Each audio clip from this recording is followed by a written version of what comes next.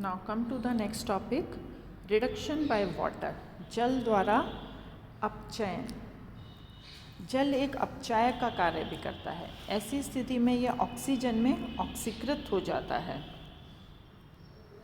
इसमें हम एग्जाम्पल लेते हैं, जैसे ये रिएक्शन लिए हमने water with liquid state give rise to H+ aqueous state and oxygen निकाल रहा है विथ 4 इलेक्ट्रॉन्स भी निकल रहे हैं इसमें।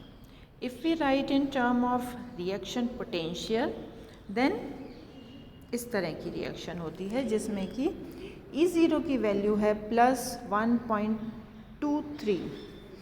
A large positive value of E0 is potential is 1.23 reveals that acidified water is a poor reducing agent.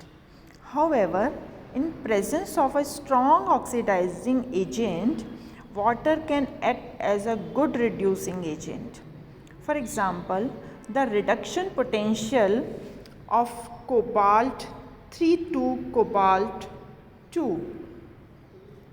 is 1.82, which suggests this couple to be a strong oxidizing agent. Thus, cobalt third ion is reduced to cobalt 2 ion by water with evolution of oxygen. इस तरीके से इस reaction को हम show करते हैं। Because H+ ions are produced in a reaction, the high pH favors the reaction. क्योंकि अभिक्रिया में रिएक्शन में H+ आयन बनते हैं, विलयन की अम्लता कम रखने पर जल का ऑक्सीकरण इजीली हो जाता है।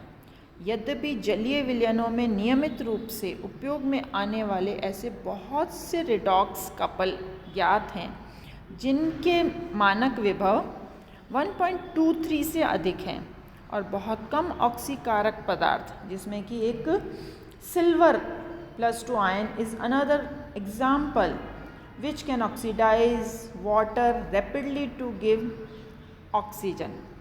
तो इसमें जल का इतनी तेज़ी से ऑक्सीकरण कर पाने में समर्थ होता है ये ऑक्सीकारक पदार्थ सिल्वर, जिससे ऑक्सीजन को पर्याप्त गति से उत्पत्ति हो सके, जिसमें ऑक्सीजन easily evolved हो जाती है। However, there are several redox couples. For example, cerium 4 and cerium 3 ion cation. Another example, manganese oxide and manganese 2+ ion. Another example, chromate ion and chromium +3 ion. With reduction potential greater than 1.23, it does not oxidize water effectively to oxygen gas. अगर reduction potential 1.23 से ज़्यादा है, 1.23 से ज़्यादा है तो यह oxidise water को इजीली नहीं कर पाता और ऑक्सीजन गैस नहीं निकलती है। So, ऐसी सिचुएशन में these are conveniently used as oxidizing agent for analytical work. So, this is reduction by water. Previous lecture में हमने पढ़ा था ऑक्सीडेशन विद वाटर, ये हमने पढ़ा है रिडक्शन बाय वाटर।